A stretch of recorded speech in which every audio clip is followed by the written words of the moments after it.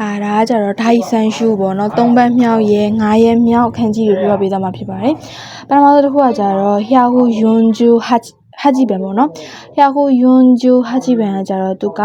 ခွန်ယောမီကသူ့တိုမဲလူလို့ခေါ်တယ်တိုမဲလူဆိုရင်ရက်တီပေါ့နော်အောင်ယောမီကသူ့ကိုလီယူရှိရယ်နောက်တစ်ခုကကြတော့လူရှိရယ်ပေါ့နော်ရင်ဆုံးရေးဖို့ရင်းဒီလေးကရင်ဆုံးဒီလိုလေးရေးမှာပေါ့နော်တစ်ချက်နဲ့3 4 5ပြီးအောက်ကနေပြီးတော့လေခွက်ခန်းကြီးလေးရေးလိုက်ဒါဆိုရင်ညီဦးကခုဆိုရင်နိုင်ငံခြားပညာတော်ရင်သွားတာဆိုရယ်လီယူပေါ့နော်နောက်တော့လူဆိုရင်လူစုပန်ဆိုအိမ်ဆောင်ဖုံးလို့လူစုပန်တန်းဝအိမ်ဆောင်ဖုံးအဲ့လိုမျိုးရဲ့လူမမီကသူ့ကိုတုံမဲလူလို့ခေါ်တယ်1 2 3 4ပြီးရင်အောက်ကနေပြီးတော့မြေကြီးပေါ့နော်လေခွက်ခန်းကြီးလေးရေးလိုက်မယ်ဆိုရင်ခွန်ယောမီကသူ့ကိုတုံမဲလူလို့ခေါ်တယ်အောင်ယောမီကကျလီယူရှိရယ်နောက်ခေါ်ကျလူရှိရယ်ပေါ့နော်တစ်ချက်နဲ့3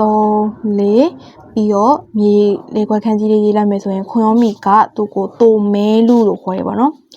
ခွန်ယောမီကသူ့ကိုတုံမဲလူလို့ခေါ်တယ်အောင်ယောမီကလီယူရှိရယ်နောက်တစ်ခေါ်ကျလူရှိရယ်ပေါ့နော်လီယူရှိရယ်နောက်တစ်ခေါ်ကျတော့လူဆိုတာဟာရှိရယ်အဲ့တော့ကကျတော့ဟျာခုယွန်ဂျူကျူပဲဟျာခုယွန်ဂျူကျူပဲကျတော့ဒါဆိုရင်လူစုပန်တန်းဝါအိမ်ဆောင်ပေါ်ရဲ့စုပေါ့နော်ခွန်ယောမီကသူ့ကိုမမိုးလီမဆုကာဝဲဒီဆိုရခက်ကြည့်ပေါ့နော်ခွန်ယောမီကမမိုးလူဦးယောမီကစုရှိရယ်နောက်တော့ကကျတော့ရှုရှိရယ်ပေါ့နော်ရှီယူရှုရှိရယ်နောက်တော့ကကျတော့စုရှိရယ်ကာကွယ်ခွန်ယောမီကတော့ကာကွယ်ဒီဆိုရခက်ကြည့်ပေါ့နော်ဒါဆိုရင်အမိုးခုံလေးရေးမယ်ပြီးရင်1နဲ့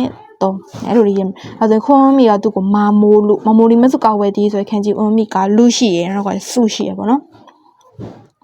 အမိုးလေးရေးမယ်ပြီးရင်တစ်ချက်နှစ်ချက်သုံးချက်ရေးလိုက်မယ်ဆိုရင်ခွန်ယောမီကသူ့ကိုမာမိုးလူလို့ခေါ်ရပေါ့နော်ခွန်ယောမီကကြတော့မာမိုးလီမဆုကောက်ွယ်ဒီဦးယောမီကရှုရှိရဲ့နောက်တော့ကကြတော့စုရှိရဲ့ပေါ့နော်နောက်တော့ကကြဟျာခုကောကျူပန်ပေါ့နော်ဟျာခုကောကျူပန်ကြသူခေါ်ဤဆိုပြင်းတော့ဆိုအဲ့ဒီပဲပေါ့နော်ဒါဆိုအရာစာရေးဘာပြင်းတာတို့အနံ့နေပြင်းတာတို့ပြင်းတဲ့အရာတာပြောချင်ပြင်းတဲ့အနံ့တို့ပြင်းတဲ့အယောင်တို့အဲ့လိုမျိုးပဲကြတာဒါဆိုရင်ကာရာဆိုတဲ့ဟာပေါ့နော်ခေါ်ဤဆိုရင်ပြင်းတော့အယောင်ပေါ့ပြင်းတဲ့အယောင်ဆိုရင်းနေတာဟာအယောင်ရင်းလေးတွေကိုပြောချင်တာပေါ့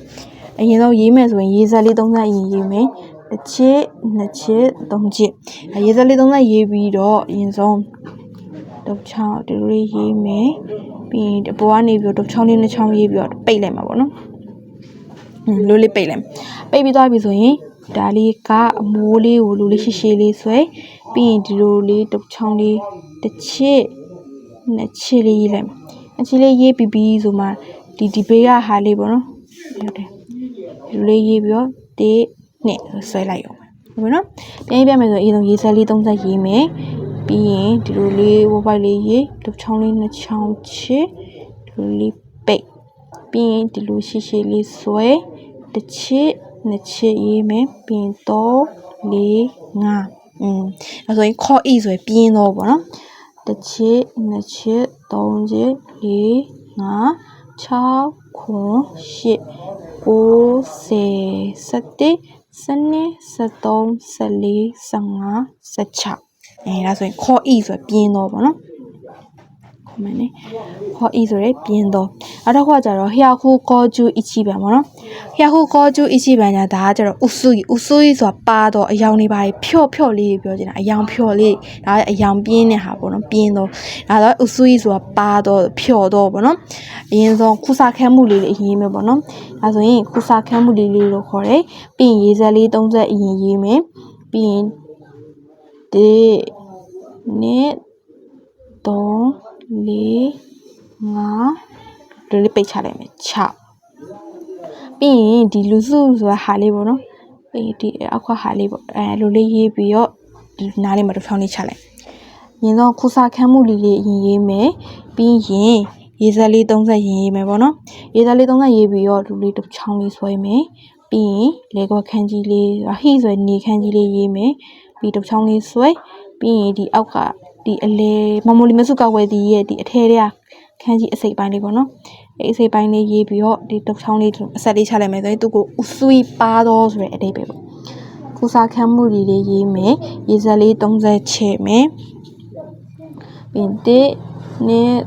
4 5 6ပြီးရင်ဒီလိုလေးရေးပြီးတော့ဒီလိုလေးပိတ်ဒါဆိုရင်ဥစွိပါတော့ဆိုတဲ့ဟာပေါ့နော်နောက်တစ်ခုကကျတော့ဟျာခုခေါ်ကျူနီးပံပေါ့နော်ဟျာခုခေါ်ကျူနီးပံကျတော့ဒါဆိုရင်ပူပွန်းဆိုတဲ့အစေအပိုင်းပူပေါ့နော်ပူပွန်းဆိုတဲ့အစေအပိုင်းကပူဒီပုံရင်းလေးက1 2 3 4 5ဒါဆိုတက်ချီမဆုမတရက်ကြီးဆိုခန်းကြီးပေါ့နော်အောက်ကနေပြီးတော့ခုချီဆိုပါးစပ်ခန်းကြီးလေးရေးမယ်ဒါဆိုရင်ဘီတာလိုမျိုးလေးပေါ့နော်ဘီအမြင်လေးရေးလိုက်မယ်1 2 3 4 5တက်ချီမဆုမတရက်ဒီခုချီဆိုပါးစပ်ခန်းကြီးလေးရေးပြီးတော့ဒီလိုလေးရေးလိုက်မယ်ဆိုရင်ဘူပွန်းဆိုတဲ့အစေအပိုင်းပူပေါ့နော်ဘူပွန်းဆိုတဲ့အစေအပိုင်းပူလို့ခေါ်တယ်ဖိုနဲ့ချစ်တင်နော်ဘူနောက်တော့ကဟျာခုခေါ်ကျူစမ်းပန်ပေါ့နော်ဟျာခုခေါ်ကျူစမ်းပန်ကြသူ့ကိုခါဇုဆိုတဲ့အရေးအတွက်ခန်းကြီးပေါ့နော်ခါဇုဆိုတဲ့အရေးအတွက်ခါစော်အဲလူဆိုရေတွက်တီဆိုခန်းကြီးအိုယောမီကသူ့ကိုစူးလို့ခေါ်တယ်ပေါ့နော်ရင်တော့ရေဘုတ်ရင်းဒီလေးကဒါဆိုခေါ်မဲဆိုဆန်ခန်းကြီးလေးခေါ်မဲဆိုဆန်ခန်းကြီးလေးရှိရဲအောက်ကကျတော့အွန်နာဆိုအမျိုးသမီးခန်းကြီးလေးပေါ့နော်ခေါ်မဲဆိုဆန်ခန်းကြီးလေးရဲ့ဒီအဆုံးလေးပေါ့နော်အဲအဆုံးလေးကနေစပြီးဆွဲလိုက်တာအွန်နာဆိုအမျိုးသမီးခန်းကြီးလေးရဲ့ပြီးကြရင်ဒီဘက်ကအဲဒီ1 2 3 4အဲ့လိုရေးရမှာပေါ့ခေါ်မဲဆိုဆန်ခန်းကြီးလေးရေးမယ်ပြီးအောက်ကနေပြီးအွန်နာဆိုအမျိုးသမီးလေးခန်းကြီးလေးရေးပြီးတော့အဲလိုအမားကြီးလေးပုံစံလေးရေးလိုက်မယ်ဆိုရင်သူ့ကိုခါဇုဆိုတဲ့အရေးအတွက်လို့ခေါ်တယ်ခါဇော်အိလို့ဆိုရင်ရေးအတွက်ဒီပေါ့နော်အွန်ယောမီကသူ့ကိုစူးလို့ခေါ်တယ်ခါဇုဆိုတဲ့အရေးအတွက်အဲ့တော့ကျတော့ခါဇော်အိလို့ဆိုရင်ရေးအတွက်ဒီခါဇော်အိလို့ဆိုရင်ရေးအတွက်ဒီအွန်ယောမီကသူ့ကိုစူးလို့ခေါ်တယ်အဲ့တော့ကဟျာခုကောကျူယွန်းပန်ပေါ့နော်ဟျာခုကောကျူယွန်းပန်ကကြတော့ဒါဆိုရင်ခံလို့ခေါ်ပါနော်ခံခဲအွန်းခံလို့ခေါ်တယ်ဒါဆိုရင်ကြီးခံဆိုရင် accident ဆိုတဲ့အထိပ္ပယ်ပဲပေါ့နော်ဒါဆိုရင်ရှိကောတော့အလောက်ကကြီးခံဆိုရင် accident လို့ပဲဒါဆိုရင်ဒီဘက်ကနေမန်းလေးမပါဘူးဒါဆိုဥရှိဆိုရင်နွားခန်းကြီးပေါ့နော်ဒါဆိုရင်နေမန်းလေးထည့်လိုက်မယ်ဒါဒီဘက်ကခန်းကြီးလေးတစ်ခုတည်းဆိုရင်ဒါဆိုဥရှိဆိုရင်နွားခန်းကြီးပေါ့နော်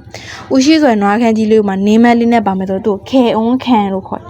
ကြီးခံ accident ခံလို့မှတ်လိုက်ပါနော်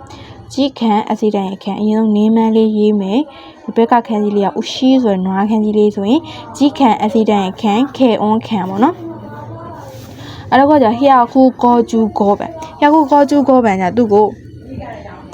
စာရှိရနောက်တော့ကျတော့စာရှိရပေါ့နော်စာရှိရစာရှိရနောက်တော့ကျတော့အုံမီကစာရှိရပေါ့နော်အဲဆိုရင်စာလူခေါ်ခုဆိုရင်ပြည်ဝင်တာပေါ့တော့တိုင်းပြည်တွေကိုပြန်ဝင်တာကိုပြောချင်တာပါစာလူခေါ်ခုဆိုရင်ပြည်ဝင်ခွင့်အဲရေပုတ်ရင်းလေးကဒီလိုလေးပေါ့2 3 4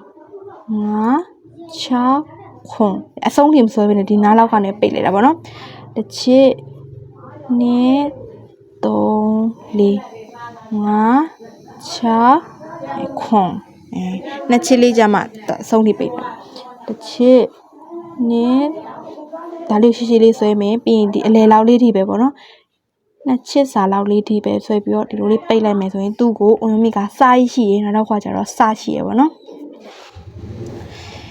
ဒါဆိုရင်ခွန်းမီကသူ့ကိုတိုမဲလူလို့ခေါ်တယ်။အုံမီကလျူးရှိရဲနောက်တော့ကလူရှိရဲပေါ့နော်။ဒါဆိုရင်မာမိုးလီမဆုကာကွယ်ဒီအုံမီကရှူရှိရဲဆူရှိရဲ။ဒါဆိုရင်ခေါ်ဤဆိုပြင်းတော့ဆိုအယောင်နေပါပြင်းတာအယောင်ရင်းနေတာပဲပြောကြတာနော်ခေါ်ဤပြင်းတော့ဥဆွေးဆိုရင်ဖြော်တော့ပါတော့ပြောချင်တာပေါ့နော်။ဒါဆိုရင်ဘူဘွန်းဆိုတဲ့အစေအပိုင်းရပူဒါဆိုရင်ခါဇုဆိုတဲ့အရေးအတွက်ခါစော်ရေးလို့ဆိုရင်ရေအတွက်ဒီအုံမီကသူ့ကိုစူးလို့ခေါ်တယ်။ဒါဆိုရင်ကြီးခံဆိုတော့ accident ဆိုရခံပေါ့နော် K on ခံလို့ခေါ်တယ်။ဒါဆိုရင်စာရှိရဲပေါ့စာလျူခေါ်ခုဆိုရင်ပြည်ဝင်ခွင့်ပေါ့အဲ့လိုမျိုးပေါ့နော်။